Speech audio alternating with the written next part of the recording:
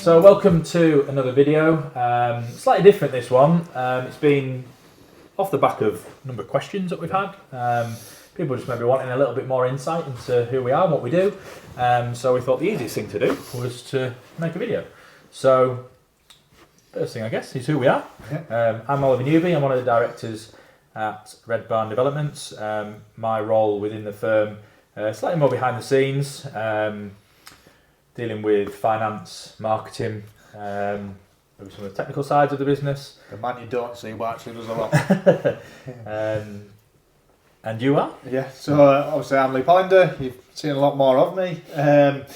So I am obviously more sort of hands-on approach, dealing with the clients, the day-to-day work on site, and the organising of things really. So that's me.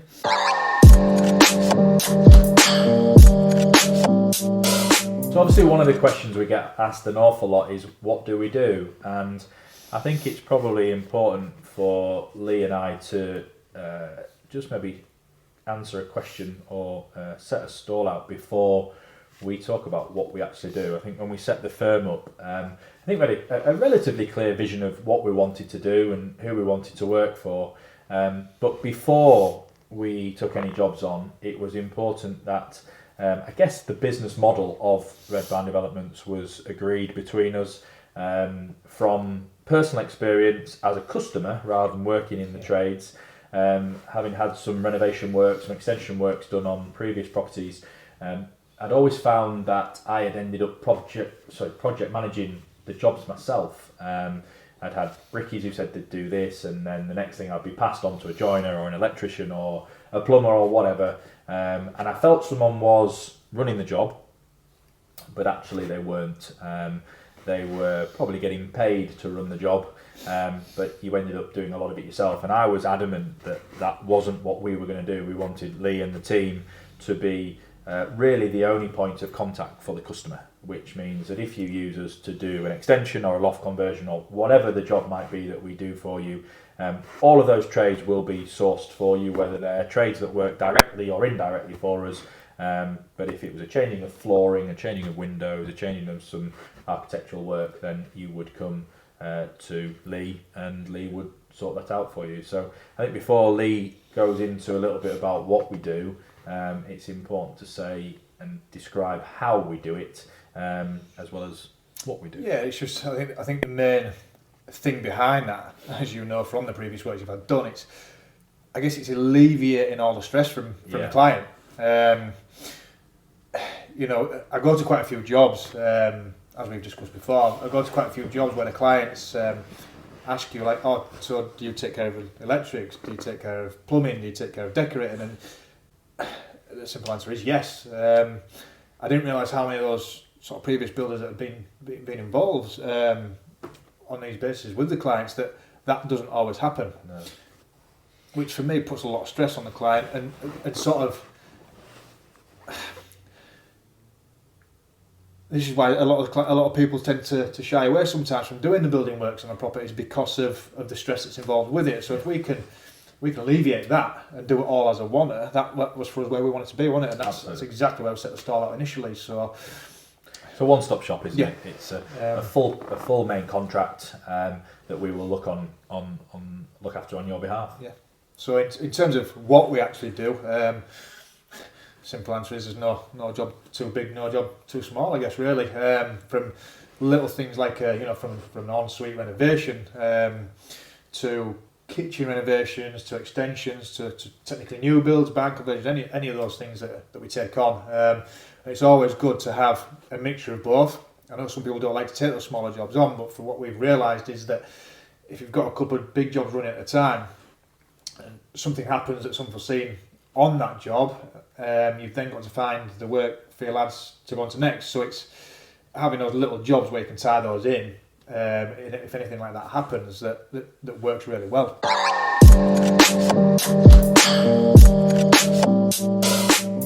A little bit of background to Lee and I think that again that's something that some people are interested in, some people aren't, but I think it's always interesting to know how people get to where they've got to in life. It certainly intrigues me. I think we've come from pretty similar Very similar. similar backgrounds. I started out of college thinking I was going to be in some form of sport-related job. Quickly realised I'd hated it, and I wasn't good professionally to do anything else. So I ended up at a national house building firm, PLC, in their buying and quantity surveying department. Soon realised that wasn't for me, but certainly loved the sales side of it. Fast forward nearly 2 decades, I'm now a business owner of a local estate agency, so I've done 20 years buying and selling and letting properties for clients, which works hand in hand with the work that Lee does and the clients that we've built up over those years. Many of them now use us today. Yeah, like you say, it works hand in hand. And obviously, with you being alongside that, obviously, it's gave you the knowledge into some construction industry as well. Obviously, because you were dealing with certain development firms and stuff like that as well already previously. So a little bit of background about myself. Pretty much exactly the same. Initial left school, went to college. I never thought I was going to be a physiotherapist or professional footballer, as most lads did at that age. Quickly realised that neither of those were going to happen. I hated college, didn't want to go to university, it just wasn't for me. I think after a couple of years, sort of went into the world of joinery actually. Probably more so because my dad pushing me in that way. I'm glad he did. So, did my joinery apprenticeship. I've been involved now for 20 years, I think it'll be. Seems like forever. So 20 years experience. Again, many different things as well as joinery, many sort of experiences along the way, plastering, laying blocks and bricks and bits of plumbing, bits of electrics. It all helps to sort of know where things go now within our business, obviously, because we take care of everything. So it's given that wide range of knowledge, really, which is quite good.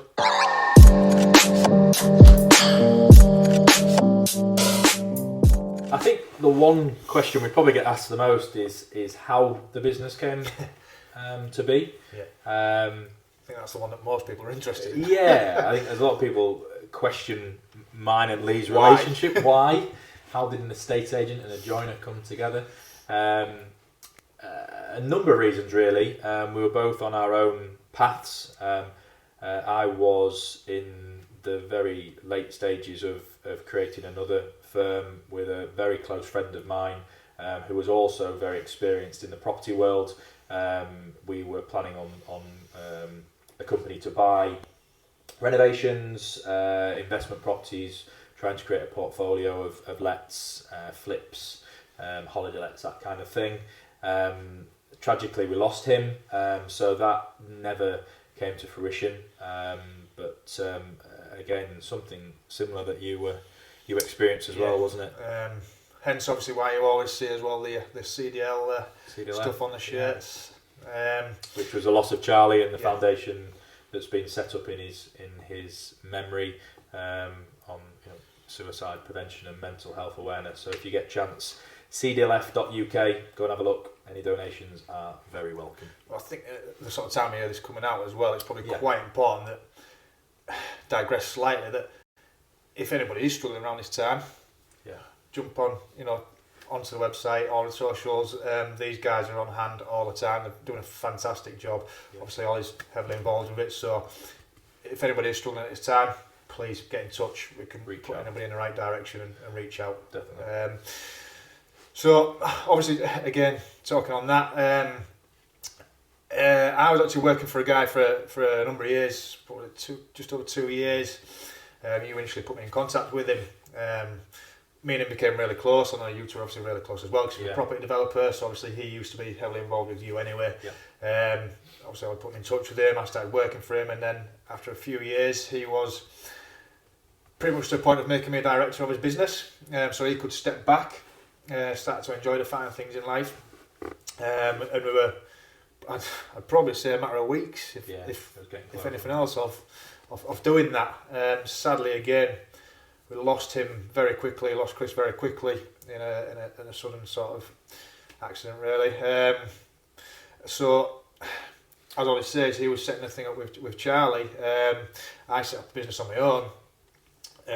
just setting out to do smaller works, and obviously was going to do the renovation side of what these guys were taking on property wise. I think some of the initial conversations started at Charlie's funeral, sadly. Yeah, probably. We were probably 7 or 8 beers deep by that stage, but the Putting whole the world to business rights. plan kind of came in a pub in York. Yeah. But I think it's probably fair to say that a lot of how RBD initially started was off a legacy for both Chris and Charlie, and I think they're two guys that I respected and looked up to enormously, and I think we've said a few times that if they were still with us, we might have a slightly different business setup. We might be working together as a foursome rather than just the two of us left behind. But very much how the business came about was off two very similar career paths, or two development paths is probably the right words, and they were very quickly cut short. So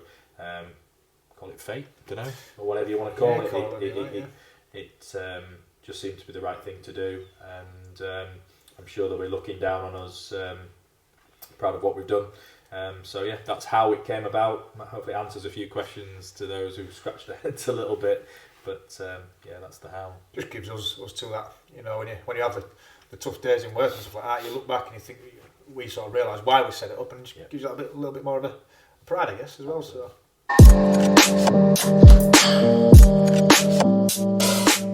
So the next sort of thing we're going into is the team that we have.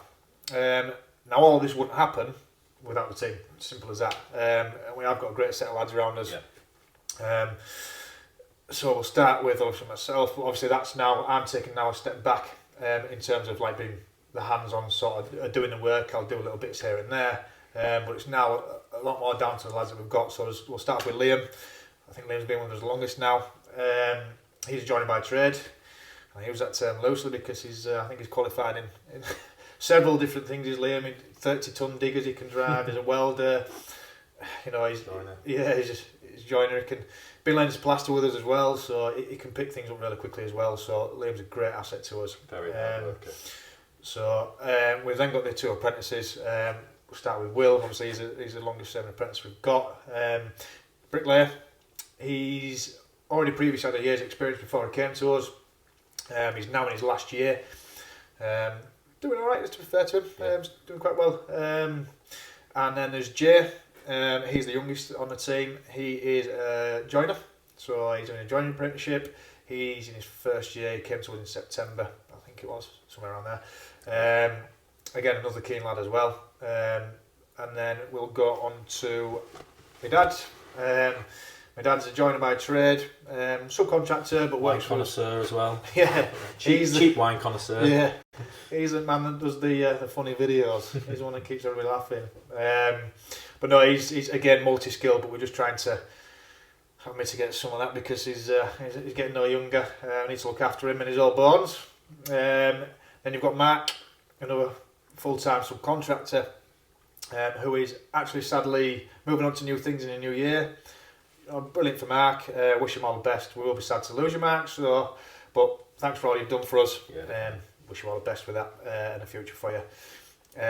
We've then got all the subcontractors that we use from there. We've got the electricians, the plumbers, bricklayers. All do a fantastic job for us. And we've got the wider professional team. Yeah. We work closely with building control assessors. So Dale and the team, they're really useful to us. We've also got Lee Vincent from Vincent Brown Architects, who's a friend and a professional. Been brilliant in terms of the planning advice that we can give to clients, plans, working drawings. So we work hand in hand with them. And probably last but not least, another Will. Yeah. So Will the accountant. Main man. Who has been an absolute godsend from the very beginning, really helped us set the business up, made sure that the structure of the business was right, ensured that we pay our tax bills and our VAT bills on time, make sure that the lads' tax gets paid and national insurance, all the boring bits that people don't see behind the scenes. tells us if there's any grants out there for the apprentice lads, so we can buy them tools and new equipment. So whilst he's not a member of the official RBD team, he's on hand pretty much 20 hours a day. His WhatsApps late on at night are regular. I think he likes to work as much as we do. He certainly does work as many hours as we do, but a really, really important member of our team. So big thanks to Will at Peppercorn Accountancy. So if you are looking for a first-class accountant, and he is your man, do be sure to have a look at his services. Definitely.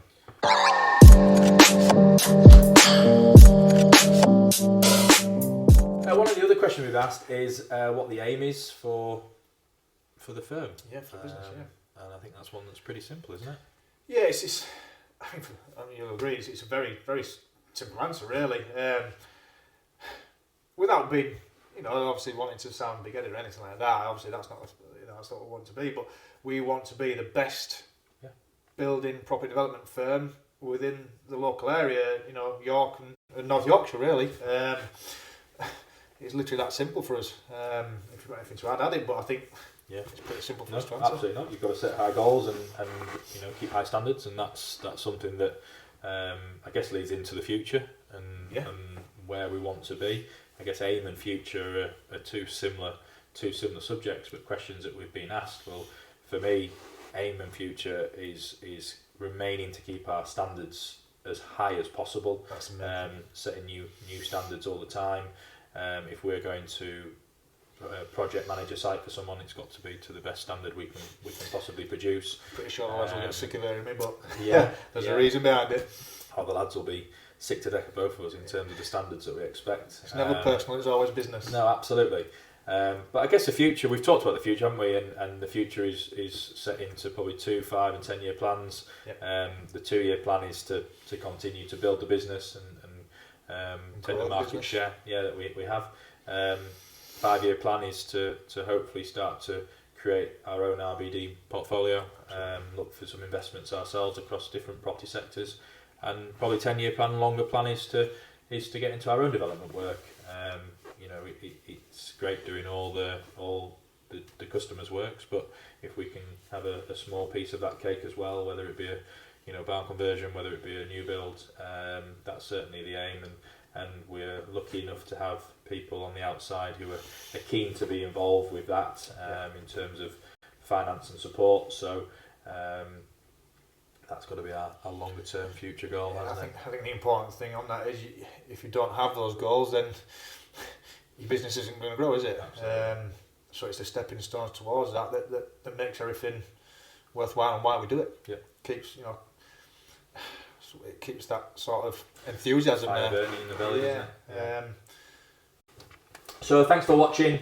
I hope that's answered a lot of the questions that have been posed to Lee and I over the last couple of years.